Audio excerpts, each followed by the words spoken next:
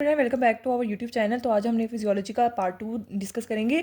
जहाँ से हमने लास्ट टाइम शुरू किया छोड़ा था, हम वहीं से अब इस पार्ट 2 में डिस्कस करेंगे। गाइडन में हमारे पास जो आगे सीक्वेंस है हम चलेंगे तो कुछ सोल्यूशन के हमारे पास बताया हुआ है। एक होता है आइसोटोनिक सोल्यूशन, एक होता है हाइपरटोनिक, होता है हाइपरटोनिक। ओके, जो हमारे पास आइसोटोनिक सोल्यूशन है इसमें सोल्यूट की कंसंट्रेशन ब्लड प्लाज्मा में सोल्यूट की कंसंट्रेशन इक्वल होगी। हाइपरटोनिक में सोल्यूट की कंसंट्रेशन ब्लड प्लाज्मा में सोल्यूट की कंसंट्रेशन से मतलब इसकी ज़्यादा सोल्यूट कंसंट्रेशन होगी। और जो हाइपरटोनिक है उसमें सोल्यूट की कंसंट्रेशन ब्लड प्लाज्मा के सोल्यूट की कंसंट्रेशन से कम होगी। अगर मैं कहीं पर ज़्यादा तेज चलूँ और आप लोगों को समझ रहे हैं तो आप लोग मुझसे पूछ सकते हैं। इसके अलावा अब हम देखते हैं कि अगर हमने किसी पेशेंट को आइसोटोनिक सोल्यूशन इंजेक्ट किया है तो देखें, आइसोटोनिक सोल्यूशन है तो ब्लड प्लाज्मा में और इसमें सोल्यूट की कंसंट्रेशन इक्वल है, यानी नो मूवमेंट ऑफ वाटर। जो एक्स्ट्रा सेलुलर फ्लूइड है, इंट्रा सेलुलर फ्लूइड है, इनकी ऑस्मोलैरिटी और इनका जो वो है ना सारा कुछ सोल्यूट की कंसंट्रेशन वो इक्वल रहेगी।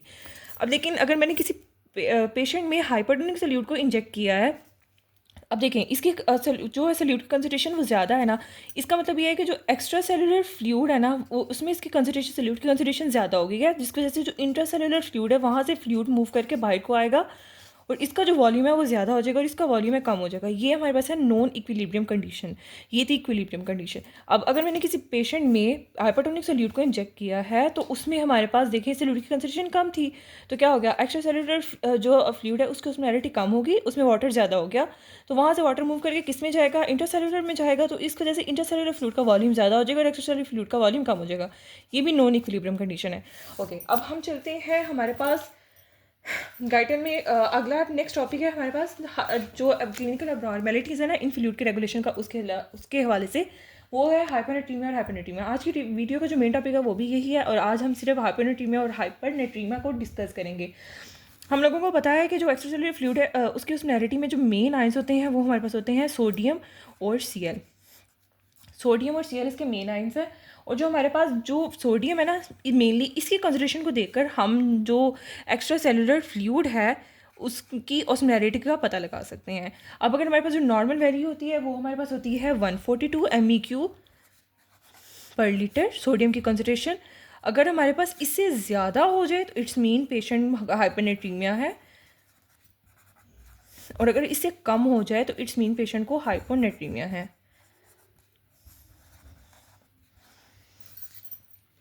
अब हम इन दोनों को डिस्कस करेंगे दो कंडीशन में, एक होगी ओवर हाइड्रेशन और एक होगी डिहाइड्रेशन। अच्छा, अब सबसे पहले हम देखते हैं हाइपोनेट्रीमिया को। हाइपोनेट्रीमिया को हम देखेंगे, सबसे पहले हम देखेंगे डिहाइड्रेशन वाली केस। डिहाइड्रेशन में आपको पता है कि जो हमारे पास बॉडी है उसमें क्या है, वाटर कम है।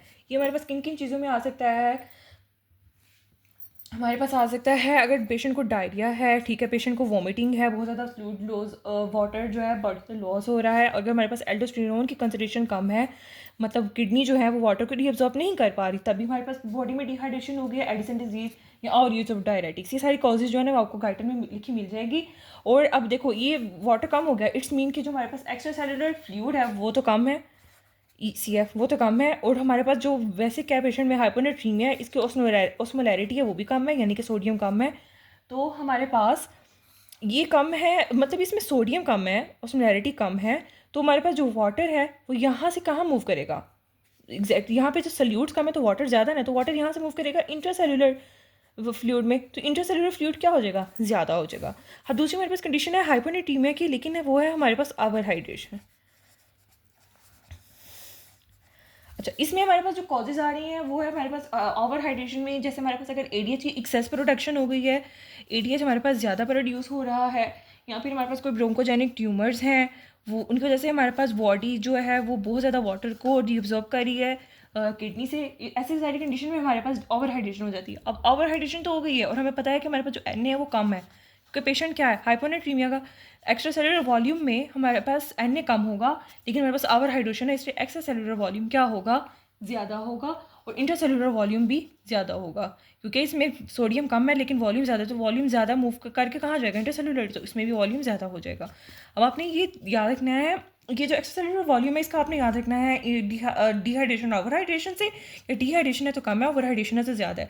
लेकिन जो इंटरसेलुलर वॉल्यूम है वो आपने बस इतना याद रखना है कि जो हाइपोनेट्रीमिया है ना उसमें दोनों में ये ज़्यादा है। आगे अब हम देखते हैं हाइपरनेट्रीमिया में क्या होता है।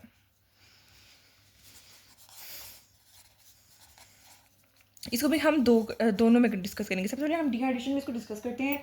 ये हमारे पास हो सकता है अगर हमारे पास एक्सेसिव स्वेटिंग हो गई है, डायबिटीज़ इंसिपिडस हो गया है, यानी कि स्वेटिंग या डायबिटीज़ इंसिपिडस इसकी कॉजेज हो सकती हैं।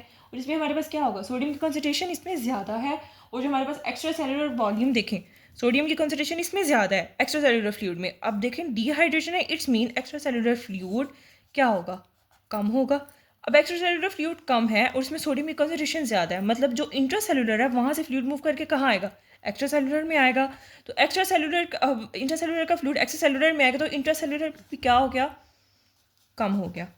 अब हम देखते हैं इसकी, मैं आपको इसका निमोनिक बताती हूँ याद करने के लिए। अब हम देखते हैं ओवरहाइड्रेशन का। अब देखो इसमें इसके हमारे पास कॉजेज ये है कि कुशिंग डिजीज़ है, प्राइमरी एल्डोस्टेरोनिज्म है, कुशिंग डिजीज़ होगी, प्राइमरी एल्डोस्टेरोनिज्म हो गया।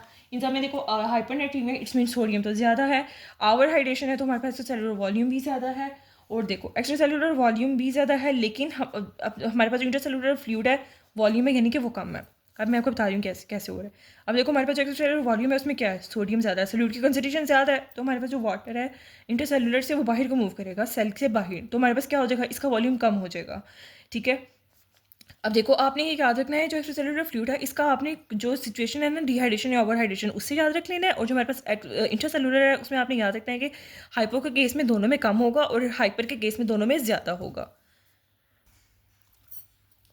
तो अब हम डिस्कस करते हैं हाइपोनेट्रीमिया को थोड़ा डिटेल में। अब देखिए हाइपोनेट्रीमिया में मैंने आपसे क्या बताया था कि जो हमारे पास अगर ऐसा केस है जिसमें ओवर हाइड्रेशन है, तो वाटर जो एक्स्ट्रा सेलुलर फ्लूइड में है वो ज़्यादा है, तो वहाँ से मूव करके कहाँ जाएगा, इंट्रासेलुलर। अब हम इसको ब्रेन की कंडीशन में डिस्कस करते हैं। सबसे पहले हम देखते हैं हाइपोनेट्रीमिया। ओके अब देखिए अगर हमारे पास ब्रेन में हमारे पास वाटर ज़्यादा है तो वो कहाँ मूव करने की, और हाइपोनेट्रीमिया का केस है यानी कि सोडियम की कंसनट्रेशन क्या है, कम है, तो वो कहाँ मूव करने की कोशिश करेगा, सेल के अंदर। तो अब देखो हमारे पास जो वाटर होगा वो सेल के अंदर मूव करेगा, तो क्या हो जाएगा, हमारे पास ब्रेन सेल एडीमा हो जाएगा। ठीक है, अब ब्रेन सेल एडीमा हो गया। अगर हमारे पास सोडियम की कंसनट्रेशन थोड़ी सी कम है ना, मतलब 142 से थोड़ी सी कम है, तो हमारे पास जो सिम्टम्स आएंगे ना वो हमारे पास होगा, हेडेक हो जाएगा, नोजिया हो जाएगा, लिथार्जी, डिसओरिएंटेशन, इस तरह की चीज़ें आएंगी। लेकिन अगर हमारे पास सोडियम की कंसनट्रेशन बहुत ज़्यादा कम हो गई है ना हमारे पास, तो हमारे पास कोमा हो जाएगा, परमानेंट ब्रेन डैमेज हो जाएगा। ठीक है, इस तरह की जो हर्निएशन है, डेथ, और फाइनली हमारे पास क्या हो जाएगी, डेथ भी हो जाएगी। इस तरह की सिचुएशंस आएंगी। अच्छा अब देखो, अब हम मेरी बात सुनो।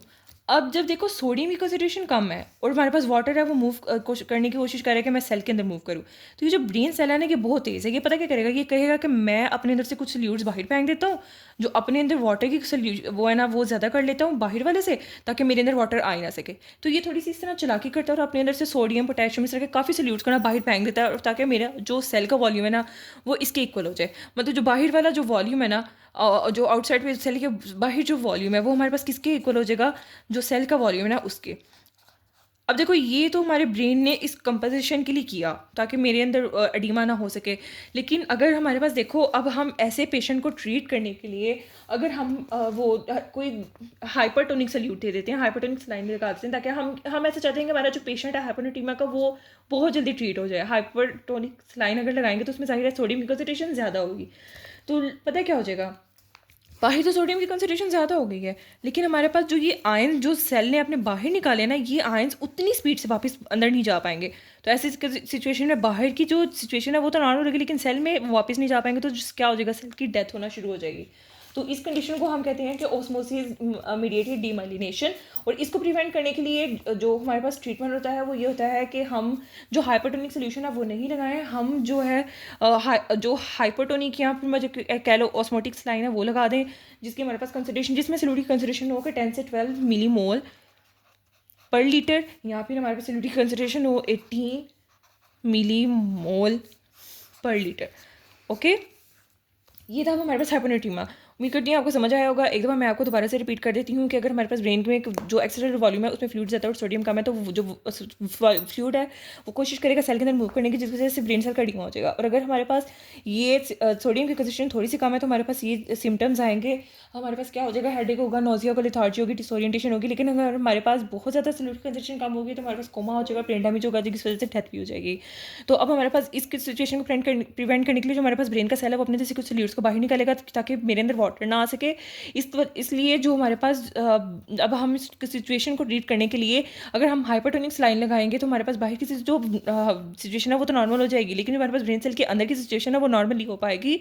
तो हमारे पास जो ब्रेन सेल है उसकी डेथ होना शुरू हो जाएगी, उसको हम कहेंगे osmotic mediated osmosis mediated demyelination. और इसको प्रिवेंट करने के लिए हम हाइपरटोनिक यहाँ जो कौन सा था आइसोटोनिक सल्यूट सलाइन लगाते हैं, जिसमें कॉन्सेंट्रेशन हो 10 से 12 मिलीमोल पर मीटर। या इसको हम लगाते हैं 24 आवर्स के लिए। मतलब इतनी स्लो ड्रिप चलानी है कि 24 आवर्स में ही खत्म हो, और ये इतनी स्लो ड्रिप चलानी है कि हमारे पास जो 48 आवर्स में खत्म हो। इसका जो हाइपरनेट्रीमिया है वो हमारी बुक में बहुत कम डिस्कस किया हुआ है, उसमें जस्ट इसके सिम्टम्स बताए हुए हैं। उसके सिम्टम्स में हमारे पास आ रहा होता है एक्सेसिव थर्स्ट है, ठीक है, ड्राई म्यूकस मेम्ब्रेन है। अब देखो हमारे पास बॉडी में ज़्यादा ये सारा कुछ ज़्यादा है तो हमारे पास जाहिर है जो सोडियम ज़्यादा होगा तो हमारे पास म्यूकस मेम्ब्रेन है ये हो जाएगी, प्यास बहुत ज़्यादा लगेगी, जो यूरिनेशन है वो कम हो जाएगी, ठीक है, क्योंकि संकन आइज फटीग ये सारी चीज़ आएंगी। और इसको ट्रीट हम करते हैं हाइपोस्मोटिक सोडियम क्लोराइड और यहाँ डेक्सट्रोज सोल्यूशन देकर